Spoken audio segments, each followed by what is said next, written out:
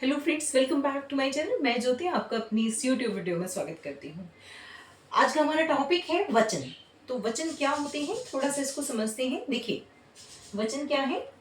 संज्ञा के जिस भी यानी कि शब्द के जिस रूप से हमें ये पता लगे कि कोई चीज एक है या अनेक है। ठीक है, संज्ञा के जिस शब्द से हमें, शब्द के जिस रूप से हमें ये पता लग जाए कि कोई वस्तु एक है या अनेक है।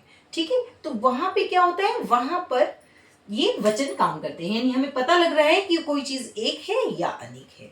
तो एक सिंपल सी डेफिनेशन लिखूं तो शब्द के जिस रूप से हमें संख्या का बोध हो, है ना, संख्या संख्या का बोध हो, वह वचन होता है। वहां वचन होता है। आप देखिए कैसे, थोड़ा सा समझिए। अगर मैं बोलूं कि लड़का खेल रहा है, अब मान लीजिए एक एग्जांपल मैंने आपको दिया कि लड़का खेल रहा है ना, मैंने बोला लड़का खेल रहा है। आपको क्या इमेज दिमाग में बन रही है? आपके अपने आप इमेज आ जाएगी, आप अपने आप समझ जाएंगे कि किसी एक बच्चे के बारे में, किसी एक लड़के के बारे में बात हो रही है। आपके दिमाग में अपने आप आ गया, है ना, कि हमें बताना नहीं पड़ा कि एक लड़का खेल रहा है, लड़का खेल रहा है। मैंने इतना बोला, आप समझ गए कि क्या है ये, किसी एक के बारे में बात हो रही है। मैंने बोला पंखा चल रहा है ना, मैंने कुछ नहीं बताया आपको कि कितने पंखे चल रहे हैं, कि दो चल रहे हैं कि चार चल रहे हैं। मैंने बोला पंखा चल रहा है। ठीक है, तो आपको पता लग गया। क्या पता लगा? कि एक है कि बहुत सारे। आपको पता लगा ना कि एक ही पंखे के बारे में बात हो रही है। अगर मैं इसको थोड़ा सा ऐसे बोल दूं कि पंखे चल रहे हैं, पंखे चल रहे हैं, तो आप इमीडिएट समझ जाएंगे कि बहुत सारे पंखों की बात हो रही है। यानी एक रूम है या कई सारे रूम हैं जो जिसमें बहुत सारे पंखे चलने की बात हो रही है। ठीक है, तो शब्द के जिस रूप से हमें ये पता लग जाए कि कोई वस्तु या व्यक्ति किसी एक के बारे में बात हो रही है या अनेक के बारे में, वहां पर वचन होगा। ठीक है, अब वचन देखिए कितने होते हैं, थोड़ा ये समझ लीजिए। इसको हटाती हूं मैं, आप थोड़ा ये समझिए कि वचन होते कितने हैं। देखिए वचन कितने होते हैं, तो टोटल दो होते हैं। ठीक, एक वचन और बहुवचन। ठीक है, यानी कि शब्द के जिस रूप से हमें यह पता लगे कि कोई वस्तु एक है, वहां पे क्या है कि किसी वस्तु के एक होने का पता लग रहा है, किसी वस्तु व्यक्ति के एक होने का, है ना, वस्तु व्यक्ति, है ना, के एक होने का पता लगता है, वहां एक वचन है। ठीक है, वहां एक वचन है। सीधी सी बात है। आप देखिए, थोड़ा समझिए, वचन है।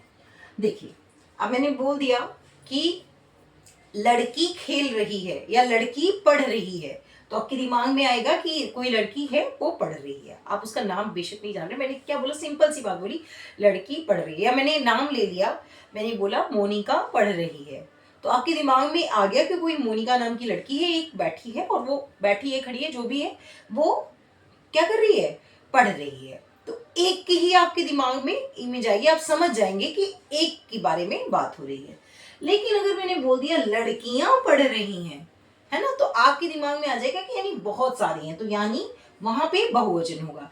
यानी जिससे हमें शब्द के जिस रूप से अनेक होने का बोध हो, शब्द के जिस रूप से अनेक होने का पता लगता है, अनेक होने का बोध हो।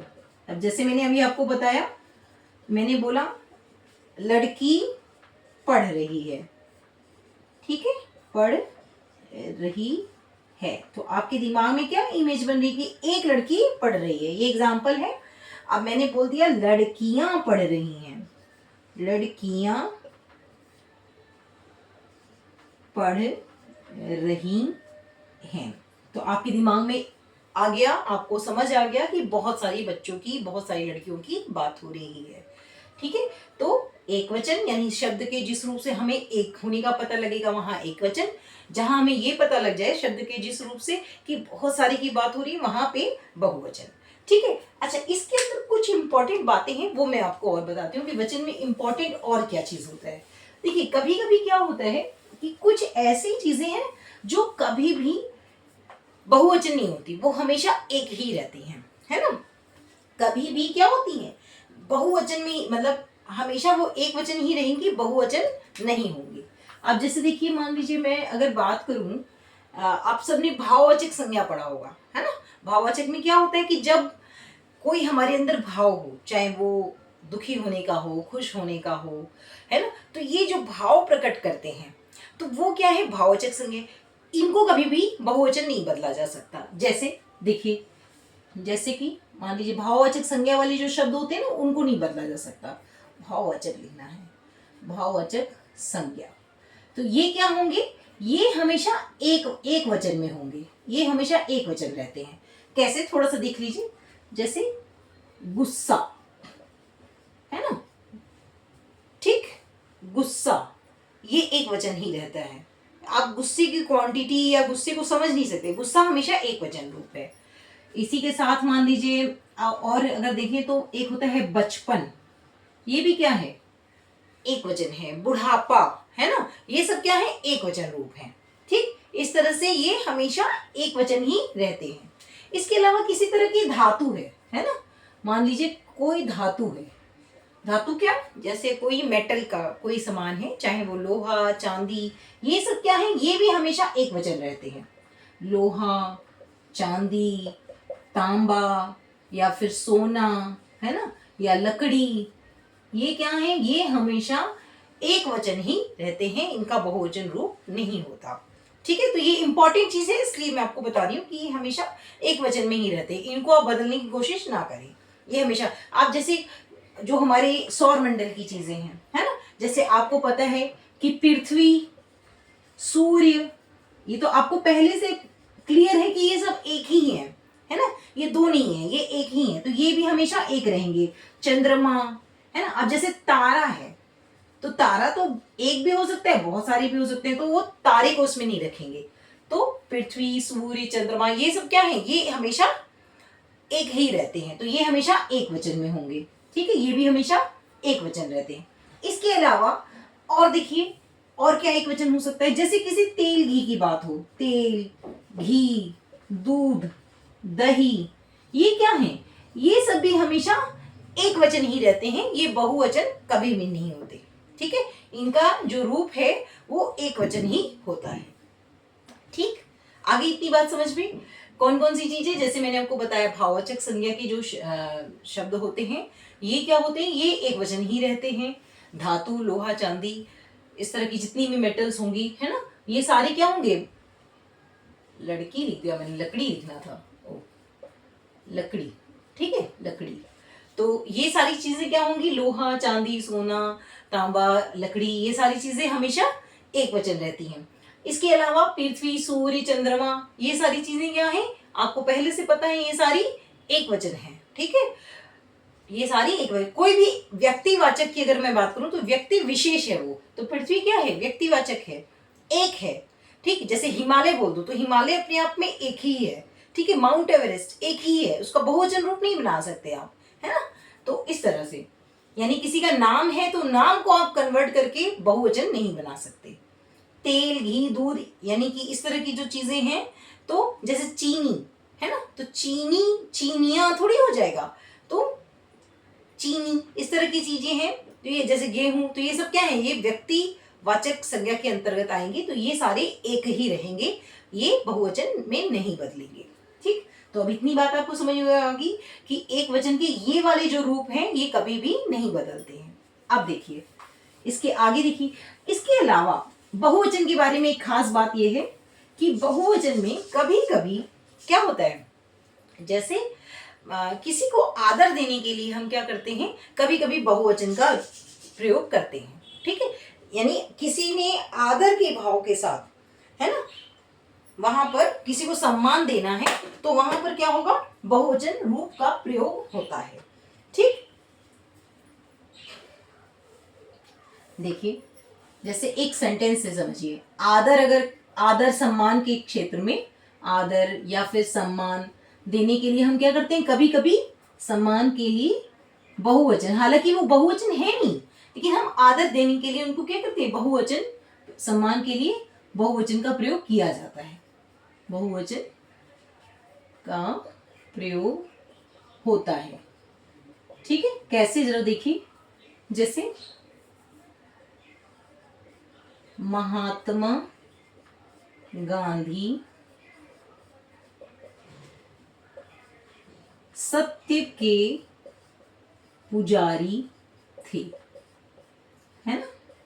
अब देखिए यहां महात्मा गांधी, ये तो एक वचन है, तो एक वचन के हिसाब से यहाँ पे क्या लगना चाहिए, था लगना चाहिए, है ना। महात्मा गांधी सत्य के पुजारी था, ये गलत हो जाएगा सेंटेंस, है ना। क्यों गलत हो जाएगा, क्योंकि यहाँ पे ये आदर या सम्मान सूचक हम इनको वाक्य में प्रयोग कर रहे हैं, तो इसलिए यहाँ पे थे आ गया, है ना।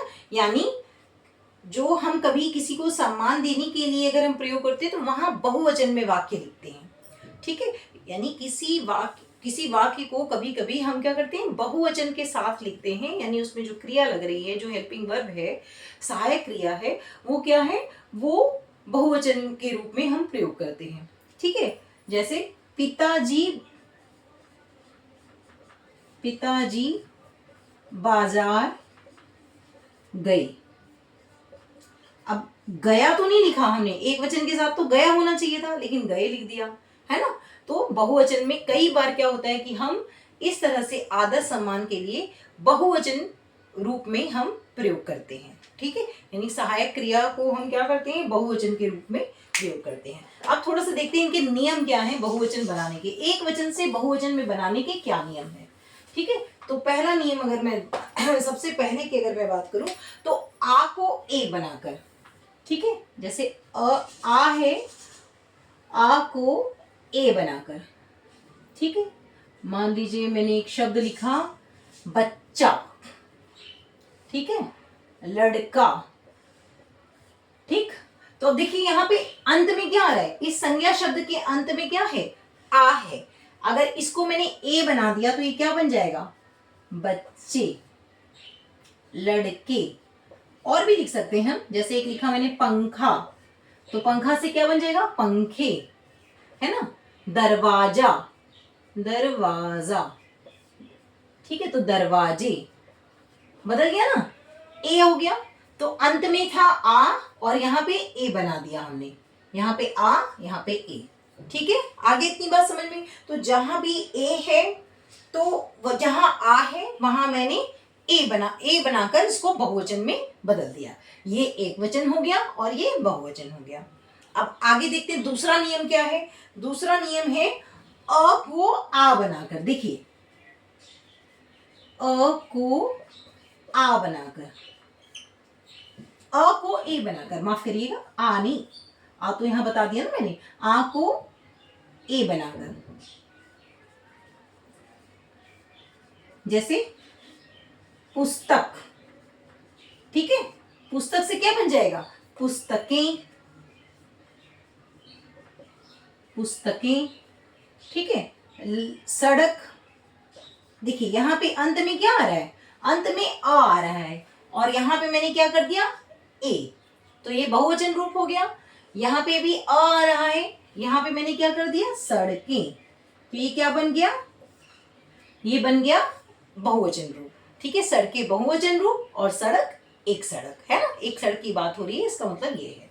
ठीक, तीसरा नियम अगर मैं देखूं तो आ को ए बनाकर, आ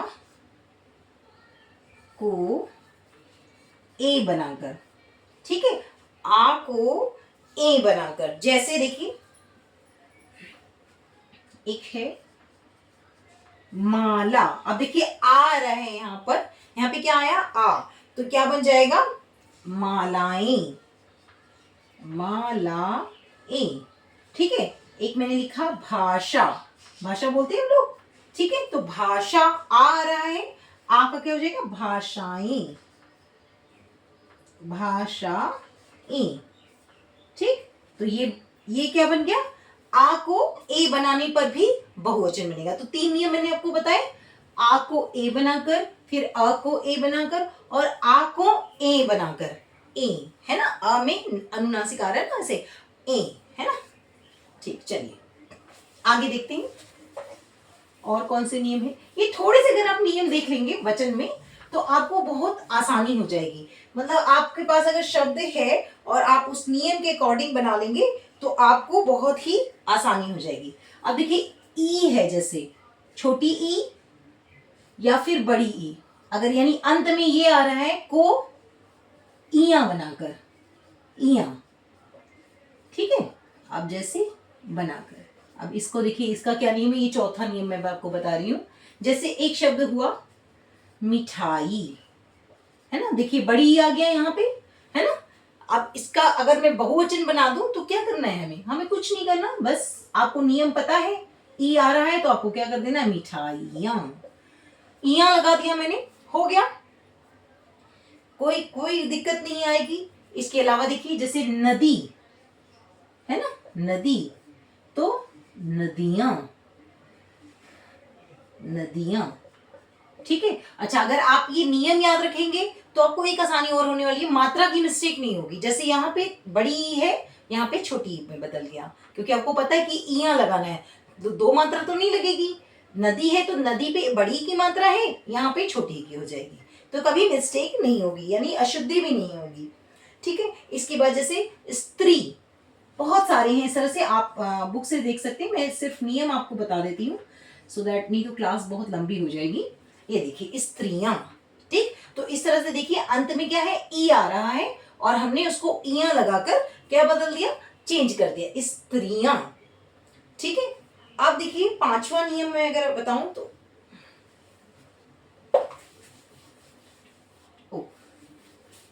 पांचवा देखते हैं, ऊ और ऊ, है ना, यानी छोटा ऊ और बड़ा ऊ, इसको हम क्या करेंगे, ए में बदल देंगे, ए, है ना, को ए बनाकर। आप देखिए कैसे बनाएंगे, बस आपको थोड़ा सा एग्जाम्पल ध्यान में रखना है। आपके पास अगर एक दो उदाहरण आपने सारे याद किए हुए हैं तो आप एकदम आसानी से बना सकते हैं। देखिए जैसे एक एग्जाम्पल मैं बताती हूँ, बहू, है ना, बहू, तो क्या हो जाएगा, देखिए नियम के हिसाब से क्या हो जाएगा, ए लग जाएगा, बहुएं, बहुएं, ठीक है, ए आ गया ना, बहुएं, ठीक। उसके बाद वस्तु, जैसे होता है ना वस्तु, तो ऊ आ रहा है, वस्तुएं, ठीक। तो इस तरह से ये एक आपका पांचवा नियम हो गया, ऊ को ए बनाकर, ऊ को यानी छोटा ऊ या बड़ा ऊ कोई भी हो उसको ए बनाकर आप बहुवचन बना सकते हैं। इसके बाद एक और नियम बता देती हूं, छठा। इसके अलावा एक दो नियम और है, पर ये जो महत्वपूर्ण थे ये मैंने आपको सारे बता दिए हैं, ठीक है। जैसे या को हम क्या बना देते हैं, जैसे शब्द के अंत में या आ रहा होगा तो या को या बनाकर, ठीक है। इसके अलावा भी हैं पर ये मुख्य थे जो मैंने आपको बता दिए हैं, ठीक है। ज्यादातर इनसे ही प्रश्न पूछे जाते हैं, या को या बनाकर। जैसे देखिए चिड़िया, बहुत सुनते हैं ना चिड़िया, ठीक है, तो चिड़िया, चिड़िया, है ना। और इसके बाद देखिए यहाँ पे या आ रहा है, वहां पे भी वहां या आ रहा है, गुड़िया, है ना, तो गुड़िया, गुड़िया, सिर्फ आपको क्या करना है, या में बदल देना है, ठीक है।